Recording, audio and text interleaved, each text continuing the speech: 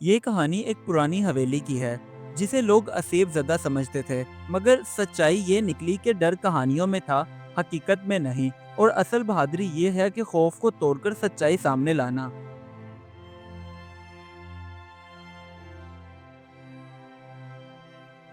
گاؤں میں شام ڈھل رہی تھی، بچے کھیل رہے تھے اور گاؤں کے لوگ آپس میں باتیں کر رہے تھے، اور ان سب کے پیچھے ایک ٹوٹی پھوٹی پرانی حویلی خاموش کھڑی تھی۔ نعیم اور فہیم دونوں بھائی اکثر شام کے وقت اپنے گھر کے باہر بیٹھ کر اس پرانی حویلی کو گھورنے لگتے۔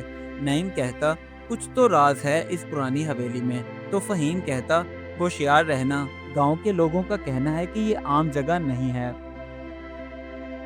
چودھری منظور، جو گاؤں کا ایک بڑا بزرگ تھا، وہ اکثر بچوں کو اپنے پاس بلا کر کہتا، بیٹا، اس پرانی حویلی کے قریب مت جانا، وہاں بدشگنی ہے۔ یہ سن کر بچے ڈر کے مارے وہاں سے بھاگ جاتے۔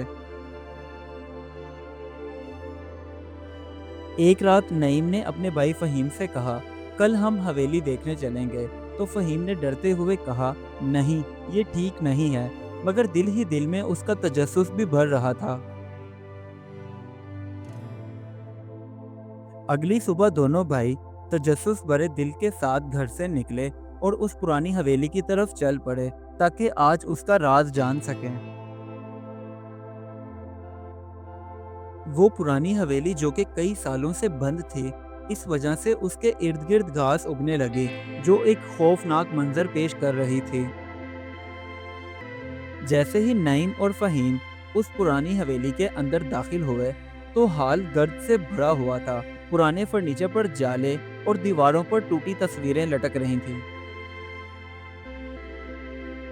حویلی کو غور غور سے دیکھتے ہوئے اچانک نعیم کو ایک پرانی ڈائری ملی، تو فہیم اسے کہنے لگا، میں تو کہتا ہوں اسے چھوڑ دو، کہیں یہ ہمیں کوئی نقصان پہنچانے کا باعث نہ بنے۔ مگر نعیم نے فہیم کی بات نہ مانی اور ڈائری کو پڑھنا شروع کر دیا۔ اس میں لکھا تھا کہ یہاں ایک خاندان رہتا تھا جو غربت اور بیماری سے لڑتے لڑتے حویلی کو چھوڑ گیا۔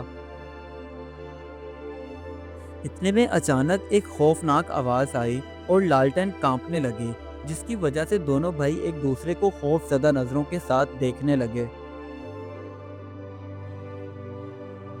اس کے بعد انہیں ایسا محسوس ہوا جیسے کوئی دیوار کے پاس کھڑا ہو، مگر وہاں کوئی نہیں تھا۔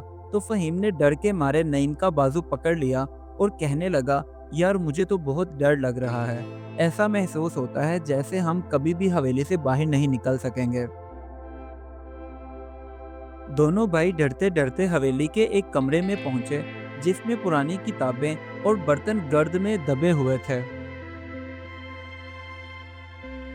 اس کمرے میں فہیم کو ایک پرانا خط ملا جس میں لکھا تھا، ہم سب نے یہ حویلی غربت اور لوگوں کے تانوں سے تنگ آ کر چھوڑی ہے، نہ کہ کسی اسیب کے ڈر سے۔ اس خط کو پڑھنے کے بعد جب دونوں بھائیوں کو اس بات کا یقین ہو گیا کہ حویلی میں کوئی بھوت نہیں ہے اور یہ صرف محض لوگوں کی بنائی ہوئی جھوٹی کہانیاں ہیں، تو دونوں نے سکون کا سانس لیا۔ جب دونوں بھائی حویلی سے باہر نکلے تو گاؤں والے انہیں دیکھ کر حیران رہ گئے کہ یہ دونوں بھائی زندہ سلامت حویلی سے کیسے باہر نکل آئے ہیں۔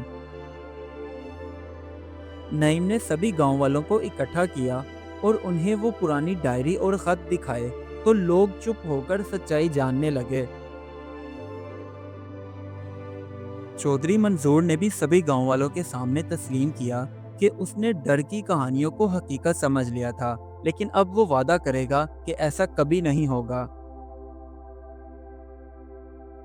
نعیم اور فہیم اس حویلی کے باہر کھڑے ہو گئے اور گاؤں والے تالیاں بجانے لگے۔ اس کہانی سے ہمیں یہ سبق ملتا ہے کہ اندھیروں اور ڈر کی کہانیوں پر یقین کرنے کی بجائے حقیقت کو جانچنا ہی اصل ہمت ہے۔ Do like my videos and don't forget to subscribe my YouTube channel. Also press the bell icon.